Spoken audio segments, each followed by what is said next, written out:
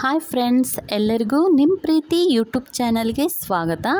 ಇವತ್ತು ನಾನು ನಿಮಗೆ ಸೋಯಾಬೀನನ್ನು ಯೂಸ್ ಮಾಡಿಕೊಂಡು ಹೇಗೆ ಸೂಪರಾಗಿ ಹೆಲ್ದಿಯಾಗಿರುವಂತಹ ವಡೆಯನ್ನು ಮಾಡ್ಬೋದು ಅಂತ ಹೇಳಿ ತೋರಿಸ್ಕೊಡ್ತೀನಿ. ಬನ್ನಿ.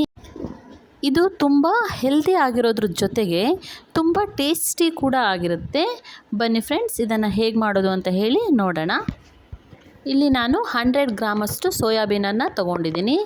ಒಂದು ಪಾತ್ರೆಯಲ್ಲಿ ನೀರನ್ನು ಕಾಯೋದಕ್ಕೆ ಇಟ್ಟು ಅದಕ್ಕೆ ಸೋಯಾಬೀನನ್ನು ಹಾಕ್ತಾಯಿದ್ದೀನಿ. ಇದನ್ನು ಒಂದು 10 ನಿಮಿಷ ಹಾಗೆ ನಾವು ಬಿಸಿ ನೀರಲ್ಲಿ ಬಿಡಬೇಕಾಗುತ್ತೆ.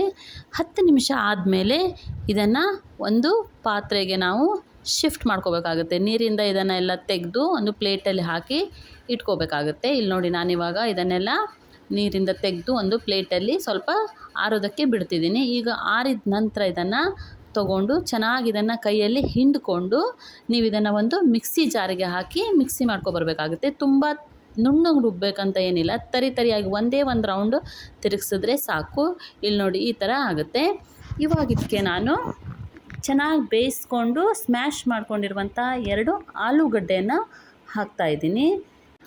ನಂತರ ಇದಕ್ಕೀಗ ಚೆನ್ನಾಗಿ ವಾಶ್ ಮಾಡಿಕೊಂಡು ಕಟ್ ಮಾಡ್ಕೊಂಡು ಇಟ್ಕೊಂಡಿರುವಂತಹ ಕೊತ್ತಂಬರಿ ಸೊಪ್ಪನ್ನು ಹಾಕ್ತಾಯಿದ್ದೀನಿ. ನೆಕ್ಸ್ಟು ಒಂದು ಕ್ಯಾರೆಟನ್ನು ಚೆನ್ನಾಗಿ ತುರಿದಿಟ್ಕೊಂಡಿದ್ದೀನಿ, ಅದನ್ನು ಸಹ ಮಿಕ್ಸ್ ಮಾಡಿದ್ದೀನಿ. 1 ಸ್ಪೂನ್ ಶುಂಠಿ ಬೆಳ್ಳುಳ್ಳಿ ಪೇಸ್ಟನ್ನು ಹಾಕ್ತಾಯಿದ್ದೀನಿ. ರುಚಿಗೆ ತಕ್ಕಷ್ಟು ಉಪ್ಪು, ಹಾಗೆ ಅರ್ಧ ಸ್ಪೂನ್ ಖಾರದ ಪುಡಿ, 1/4 ಸ್ಪೂನ್ ಅರಿಶಿನ ಪುಡಿ, ಹಾಗೆ 1 ಸ್ಪೂನ್ ಗರಂ ಮಸಾಲ. ಇದನ್ನೆಲ್ಲ ಹಾಕಿ ಇದಕ್ಕೆ ಒಂದು 2ರಿಂದ 3 ಸ್ಪೂನ್ ಆಗುವಷ್ಟು ಕಡಲೆ ಹಿಟ್ಟನ್ನು ಹಾಕ್ತಾಯಿದ್ದೀನಿ. ಕಡಲೆ ಹಿಟ್ಟನ್ನು ಸಹ ಹಾಕಿ ಇವಾಗ ಇದನ್ನು ಚೆನ್ನಾಗಿ ನಾವು ಕೈಯಲ್ಲಿ ಮಿಕ್ಸ್ ಮಾಡ್ಕೋಬೇಕಾಗುತ್ತೆ.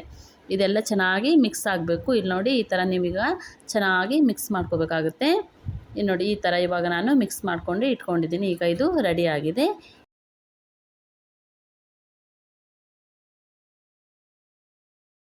ಇದನ್ನು ಇವಾಗ ನೀವು ಕೈಯಲ್ಲಿ ತಗೊಂಡು ನಿಮಗೆ ಯಾವ ಶೇಪ್ ಬೇಕೋ ಆ ಶೇಪಲ್ಲಿ, ನೀವು ರೌಂಡ್ ಮಾಡ್ಕೋತೀನಿ ಅಂತ ಅಂದರೆ ರೌಂಡಾಗಿ ಮಾಡ್ಕೋಬೋದು, ಕೈಯಲ್ಲಿ ತಟ್ಕೊಂಡು ವಡೆ ಥರ ಮಾಡ್ಕೊತೀನಿ ಅಂದರೆ ಆ ಥರನೂ ಮಾಡ್ಕೋಬೋದು.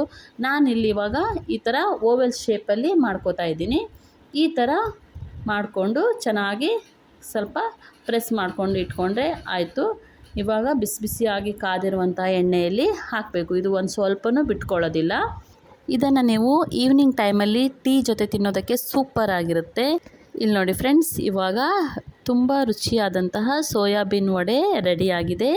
ಫ್ರೆಂಡ್ಸ್, ನೀವು ಒಂದು ಸಲ ಮನೇಲಿ ಇದನ್ನು ಖಂಡಿತ ಟ್ರೈ ಮಾಡಿ. ಹೇಗೆ ಬಂದಿದೆ ಅಂತ ನನಗೆ ಕಮೆಂಟ್ ಮಾಡಿ ತಿಳಿಸಿ.